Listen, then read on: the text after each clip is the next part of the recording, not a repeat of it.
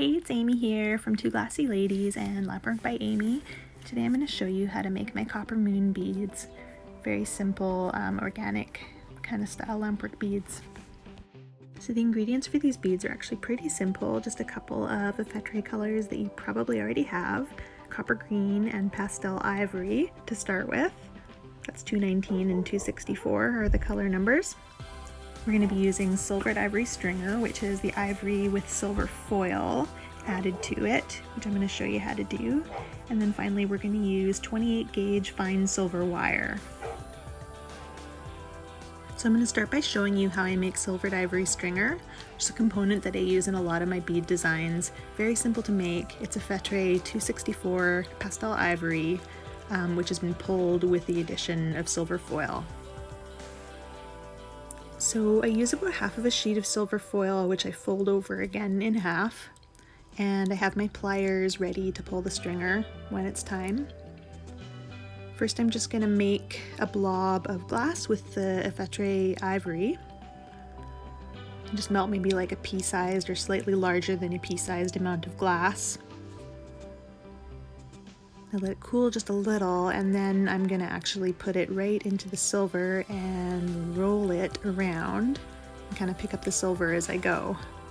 Now immediately after this, using my graphite marver on my workspace, I will just kind of mash this piece of glass and silver into the marver, and that really just kind of like presses and marvers the silver in. Then I bring it back into the flame and just melt it all down.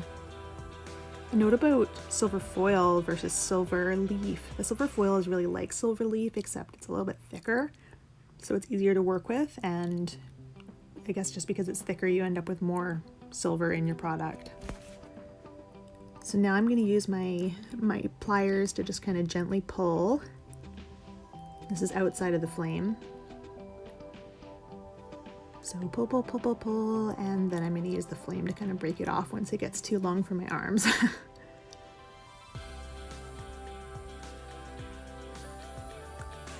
then I can grab the stringer with the pliers again and just kind of break it off at the end. So here I'm starting on the actual copper moon beads themselves, and I'm starting with kind of a spacer sized bead. I'm just making a gather. I'm going to make 3 beads on this mandrel at a time.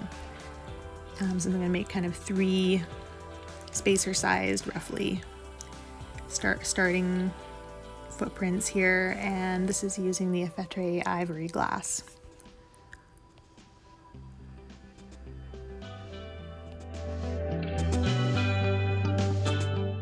Since I'm making 3 beads on one mandrel at a time, I do want to keep everything warm as I'm working.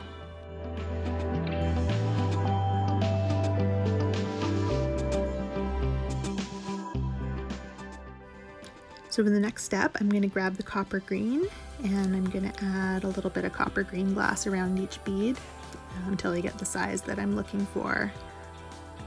One thing to note is that the ivory is a really soupy, kind of loose melting glass, and copper green is too, because they're both pastel colors, but the copper green is a little bit stiffer, so sometimes these end up getting a little wonky, which I kind of like because they're not totally perfect, and to me that's kind of part of an organic design, but it's just something to watch for. These ones were actually especially wonky because that's always the way it goes when you're doing example beads and trying to make a video.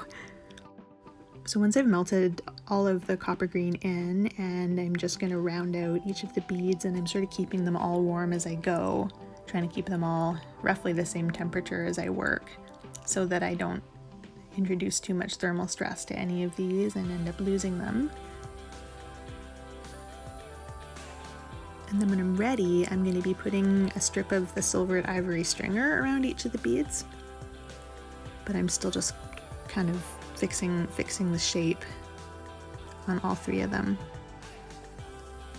Okay, and now I'm going to add the silvered ivory stringer just on a really thin little strip around each one. Now it does take practice to get like a really nice stringer control around the equator of a bead and have it line up nicely and have it be really straight. Mine are never perfectly straight, it doesn't bother me. Again, with this organic kind of style of bead, I feel like it's less important for it to be perfect, and it even makes it a little more interesting when it's not. But yeah, if you start out wonky, you know, that's really to be expected. Stringer control takes like an entire lifetime to get really good at. So once I've laid that down, then I'm going to melt the stringer into each of the beads and just round them out again. One note about the stringer control is that I'm kind of working outside of the flame when I'm adding stringer, and like I'll start in the flame, but then I'll work either outside of it or in the really cooler part of the flame, because that just gives me that little bit more control, and then I feel more like I'm drawing with it as opposed to like it's completely getting away from me. And again, this is something that just takes a lot of practice to get the feel for it. So next I'm going to pick up my fine silver wire, and I'm going to put a little round of the wire right around the equator of each bead as well. So to do this, now if I put that silver right in the flame, it's just going to ball up.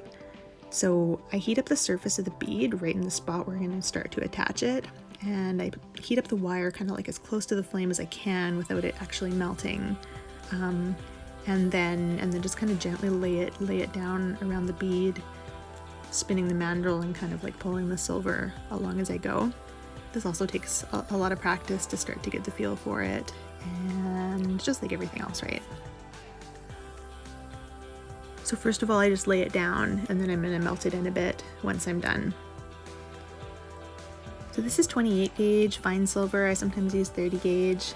I actually think that this might be a little thicker than 28 gauge, even though that's what it was sold to me as. So some notes about the silver is, yeah, so you want to melt it in quite gently. Otherwise it can sort of separate from the glass, so slowly and gently. And then I usually kind of polish each one in the flame a little bit afterward, because sometimes I end up with kind of sharper bumps than I intend to. Otherwise you can kind of like round them out a little bit more in the flame. But that's it. So that's how you make the copper moon beads. This is the finished product like the next day after they've been annealed and cooled down. Really hope you found this tutorial helpful, and love to see your beads. Thanks for watching!